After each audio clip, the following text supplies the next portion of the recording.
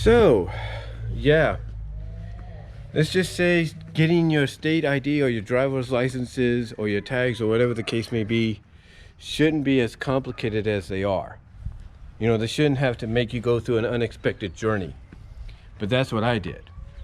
Long story short, I finally got my state ID renewed, and I just got my state ID card, the newer one, in the mail today.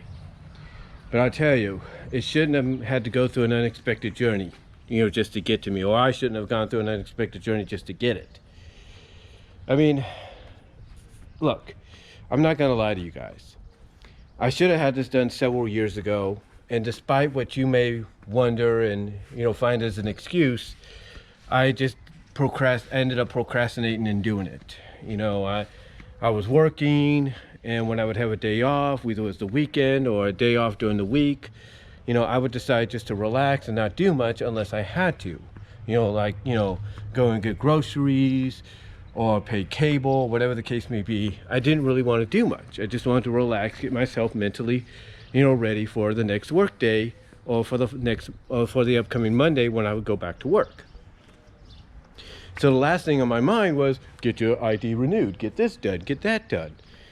So yeah, I was procrastinating, and I shouldn't have done that. And what happened recently with me losing my job, reality decided to slap me on the back of the head and be like, hey, wake up, time to get stuff done, time to start picking up the slack. And that's what I've been doing. Along with getting a new bank and Wells Fargo, if you will, basically I also decided to renew my state ID.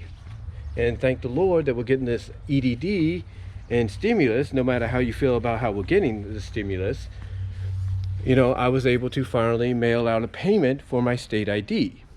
Now, because I procrastinated for at least 3.5 years, because it expired in 2017, basically I had two other options: either go in person or fill it out online, courtesy of a PDF version of the form that you would fill out in person at the DMV if you went in there on your own, on your computer, because that's what they do. They actually supplied a PDF version of the form you would fill out in person at the DMV on their websites for you to fill out.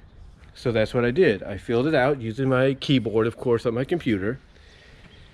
Printed it out after I filled it out, signed it, went to the United States Postal Service website, did a clip and snip postage for priority mail with a tracking number. I did that, and then afterwards, and that's somebody's car alarm going off, and then afterwards, the next day, I went to the United States Postal Service, if you will, got a money order there, filled that out, with the exception of not putting the state ID on the back, which I pretty much realized that I forgot to do when I got home to make sure I did everything correctly.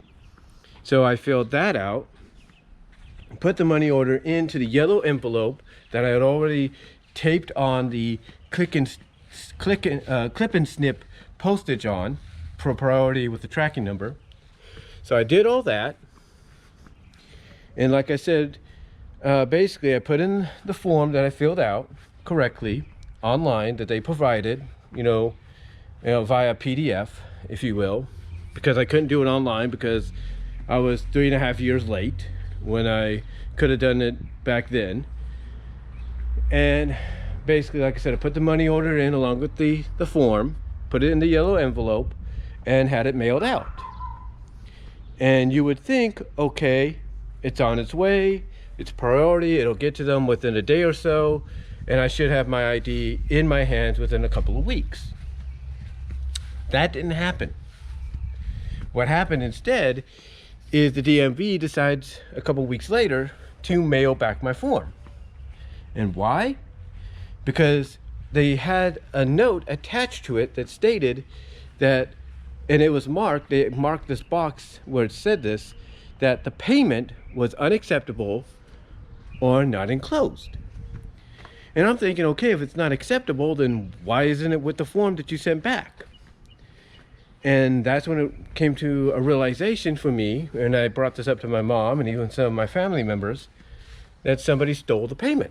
Somebody stole the money order. Either DMV lost it because they're known, they have a reputation here in California for losing things when they shouldn't, especially things that are to help people out, like getting renewed tags, getting renewed licenses, stuff like that. They're known to lose things. So either they lost the money order, when they were getting it, or two, somebody stole it and pretty much either used whiteout or something to fill it out to themselves.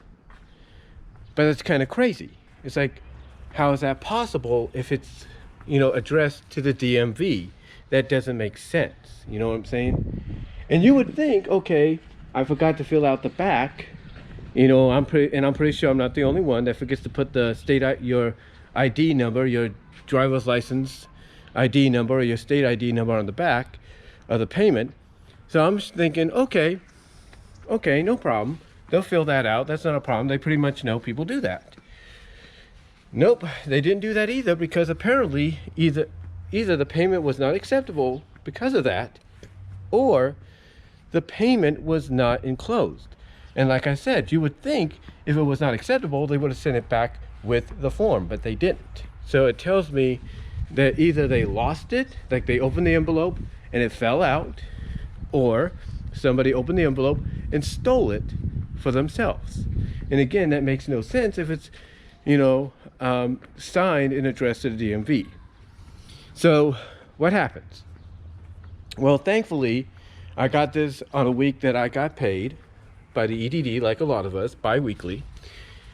So I go to Rite Aid the next day, get the same dollar amount for a money order, which was $33. I come home, fill that out the way I did with the U.S. money order, the U.S. postal money order. But this time, I also remember I remind myself to put the state ID number on the back. So I do that. And then on top of that, I do this.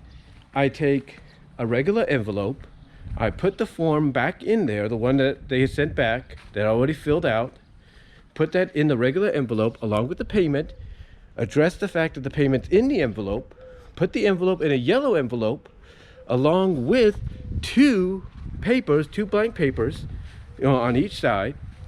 I scan my original ID that I'm renewing, print that out, put that paper with my ID on there in there as well, and then basically after I do all that, I do another clip and snip, and this time along with the tracking number and priority, I get a signature confirmation, send it out, and finally today I get my ID. So yeah, it was a heck of a journey, and a journey that nobody, no matter how you get it renewed or done, should have to go through. But yeah, I got my state ID done, it's renewed, but what a journey I had to go through, guys, and I don't envy anybody that has to go through that. But let me know what your thoughts are down below. Let me know if you've had to go through something like this before. Comment down below, and I am out.